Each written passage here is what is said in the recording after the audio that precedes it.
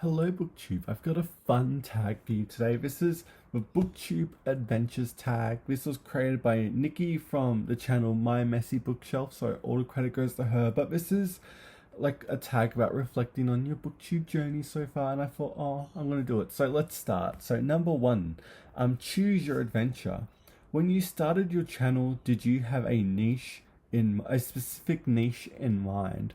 Not really. I thought I love the idea of just being like a general like booktube channel, not niching down, because I feel like I talk about so much like classics or non-fiction or romance or whatever. Like I feel like I don't have a niche, and that's fine because I like to do whatever, and I feel like that can lead to like weird chaotic patches in my uploading stuff where like for a couple of weeks I remember for a while it was mostly just romance, and then it just flips to non-fiction or something like that. But I know I don't really have a niche. Even I guess my niche could be Heyo like randomly, but I don't know. So I don't really have a niche.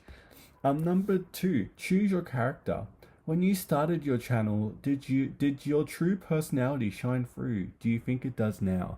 I think I'm exactly the same off camera as I am on camera. I think literally the only difference is that I don't swear as much as I do on BookTube. I think just because it's mostly the Australian accent coming out, but that's like literally the only difference. I'm exactly the same pretty much, just as bookish, but except without the curse words coming through. But again, that's just more like an Australian accent thing. So yeah, I'm just pretty much the same. Number three, do you choose your companions? Who are some bookish companions you remember from your early days of your journey?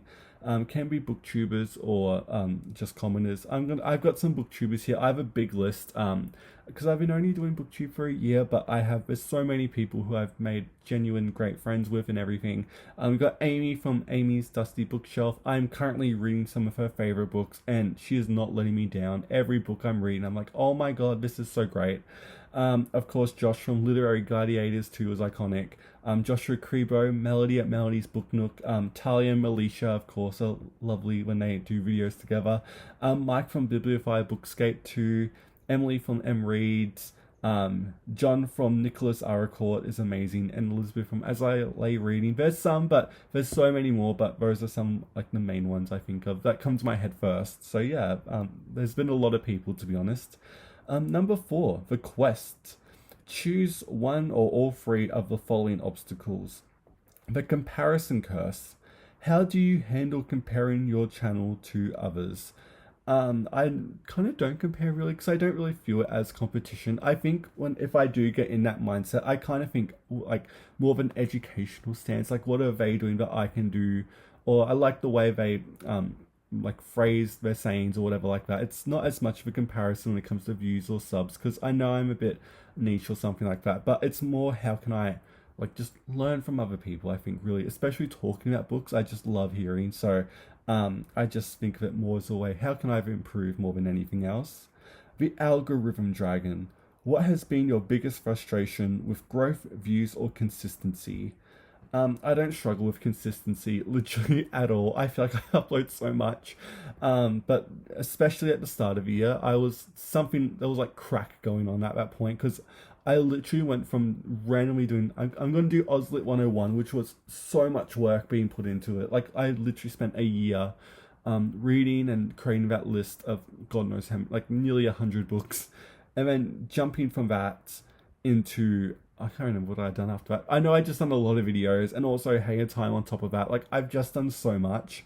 I've jumped into so many events too that I would have been doing anyway. Like I feel like I don't struggle when it comes to consistency literally whatsoever.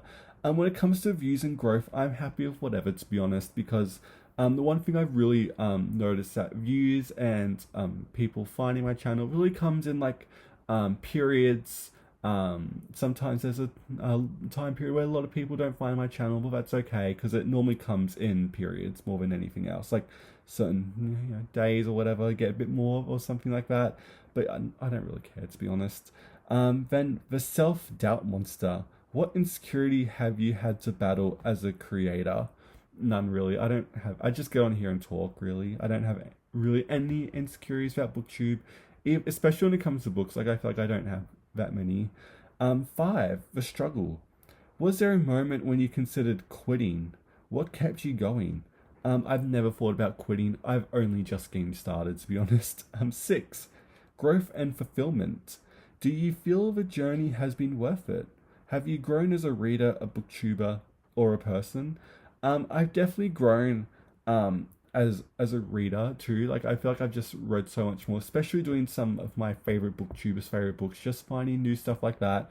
Again, reading events too, I join in every now and then, and just following more recommendations closely too. And I feel like because I do make so many videos recommending and thinking of all ideas and all that, it leads me more to like I could do a bunch of videos recommending books about like certain niche events I wouldn't have thought of doing or something like that. But so yeah, I've definitely grown as a reader since then. But I feel like I haven't changed in the same point. Like I probably my main core books haven't changed, but it's just that I feel like I go on more tangents, more rabbit holes through BookTube and just making videos more than I did before. But not by much really. I still would have gone down and probably. And then as a booktuber, I kind of just stayed the same to be honest. I think I found I don't know what I'm just gonna say. I think as a booktuber, I've grown in terms of knowing my content and just knowing the videos I want to make. And also, when you start making a lot of videos, you start doing like series and all that of videos, and it's cool to like bring some back, like mandatory channel reads, or even just bringing back Poetry Thursday. I stopped that for like literally a good nearly half a year, but having it back now is kind of cool. Author rankings too, stuff like that. But I love like the overarching just series of videos, like especially ones where it's a bit unhinged. Like I made a playlist of my most unhinged videos, but then you get to look back at videos, you're like, oh my god, I kind of ate with that. Like me literally coming out of having my wisdom teeth removed, going home and straight ahead doing a read aloud of Finnegan's Wake is such an iconic thing I've done on this channel. I don't think I can ever top that. And the fact that I've done it for literally like 3 days is just so iconic. But stuff like that I love. And as a person, I've pretty much stayed the same. And so yeah, that's the main questions. Number 7, tag others. I'm not going to tag anyone in particular, but if you feel free, if you have a channel, please do this because it's nice to look back and think about how far you've come as a booktuber. And yeah, thank you so much for watching BookTube, and I will see you next time.